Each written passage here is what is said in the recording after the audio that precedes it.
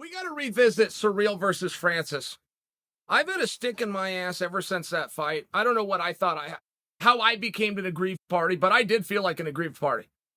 I didn't want to see the co-main event, and not because I don't respect those guys, and not even because competitively I don't think they needed to sort that thing out. I didn't want to see it because they didn't deserve it. They didn't want me to see it. They did everything they could. The co-main event, now, truly, guys, this is a therapy session for me, but let's do this out loud. They didn't want us to watch them fight. They didn't want us to care about the fight. They went out of their way to not tell any of us that they were fighting or why it mattered. So why would I want to go to a party and support, particularly when I got to buy a ticket to get into, why would I want to go to a party that I was excluded from? You ever think about it in that regard? It's a big deal when a guy doesn't do media.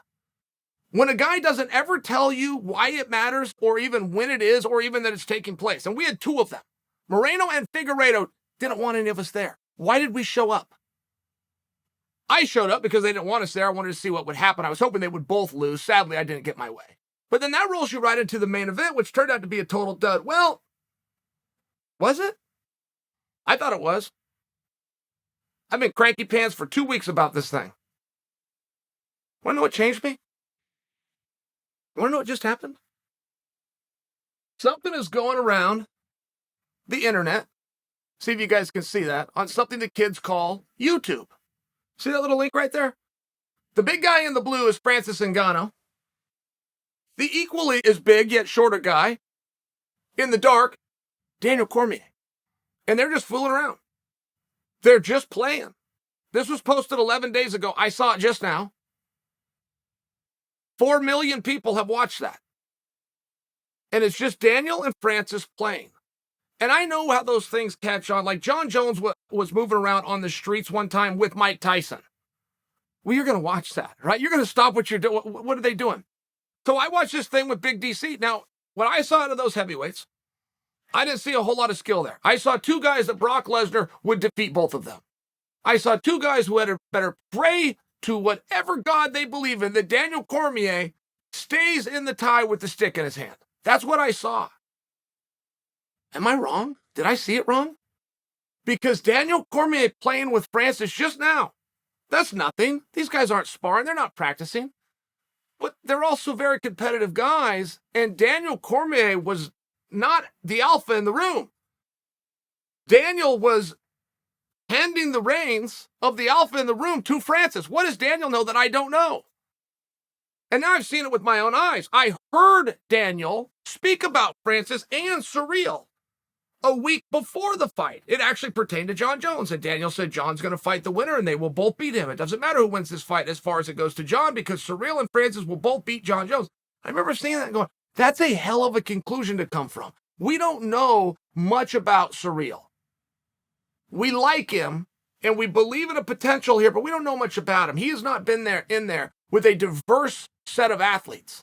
He has been in there with strikers.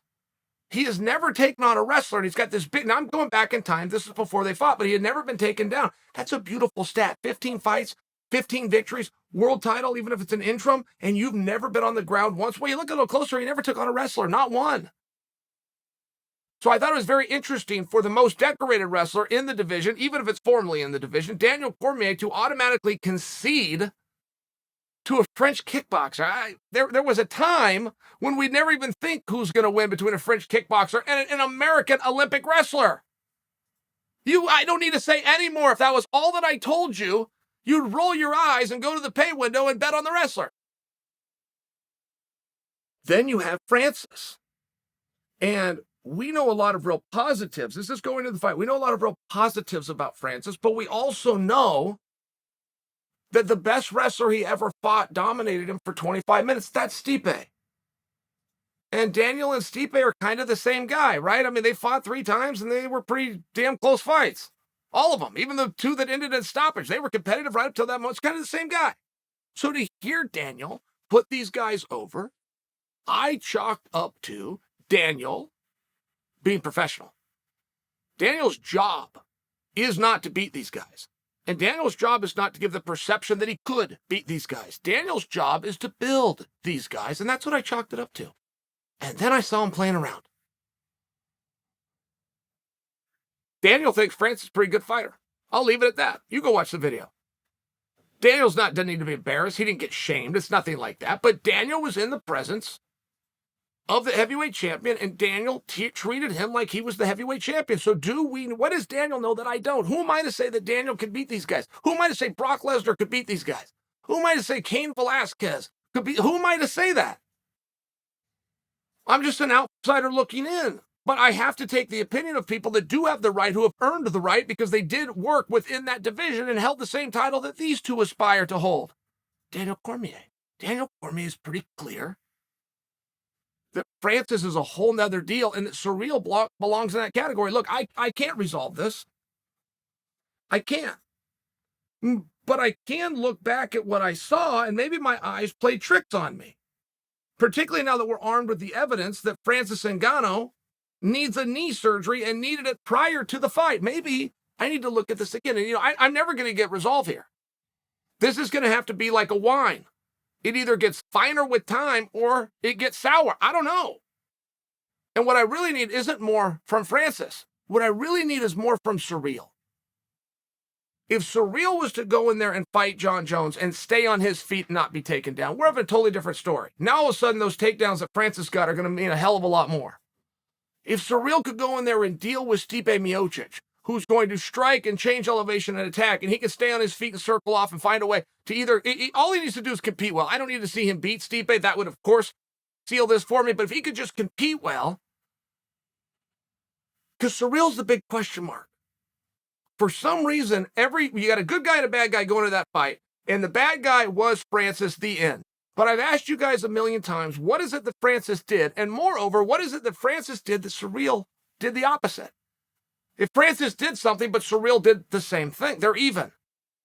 So the bad guy stable doesn't get put on him, but it did. It got put on Francis. What did Francis do that Ciryl didn't do? And I've asked you guys that question. You're a very smart group, the both of you. You've never answered it. You've never answered it because there isn't one. They did the same thing, but somehow Ciryl ends up looking good in it. Francis ends up looking bad. I don't agree with that. And if Ciryl is as hard to take down as his record says that it was, maybe those takedowns that Francis did weren't as bad as they looked to me. Maybe we need to relook at that match.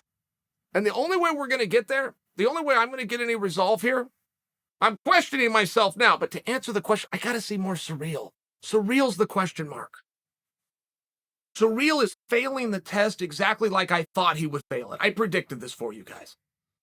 There would never be a day, if I was managing a guy or if I was the principal in the story, there would never be a day I'm going from the main event of a pay-per-view to out of the media. Never. In a million years, that would not happen. I'd find something. I'd find some story, but I would not let what's red hot cool off and simmer down to nothing. The fact that Ciryl has not called for anything, for a rematch, for an interim match, for another match, for an opponent here, I want to be up this summer. The fact that he has gone radio silent, guys, he's doing the same thing as the loser that he would have done as the winner. You think it's risky to have your belt around a guy who wants to go in the boxing ring? How about a guy named Ciryl that won't tell anybody that he belongs in the octagon? It's tough. I like Ciryl. I like Francis. But as I stand back and I look at that and time goes by, first off, two things. First off, that fight might have been a hell of a lot better than we gave it credit for. It might be.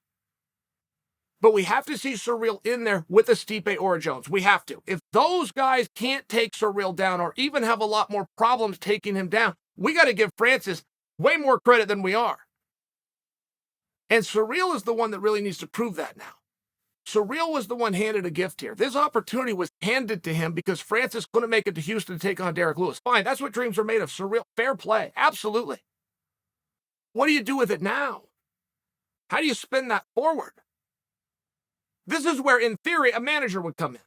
The problem is the only guy in the room dumber than the fighter is the manager. They don't know which way is up. All a manager knows is I know how to get the paperwork and I got a scanner in my office and I can get it back, initialed and dated at the bottom. That's all they know. They think they've done their job. If you let your fighter go from headline marquee, he's on the top page of everything, to never heard from again in 3 short weeks, you don't know what you're doing. I was the boss even after a loss.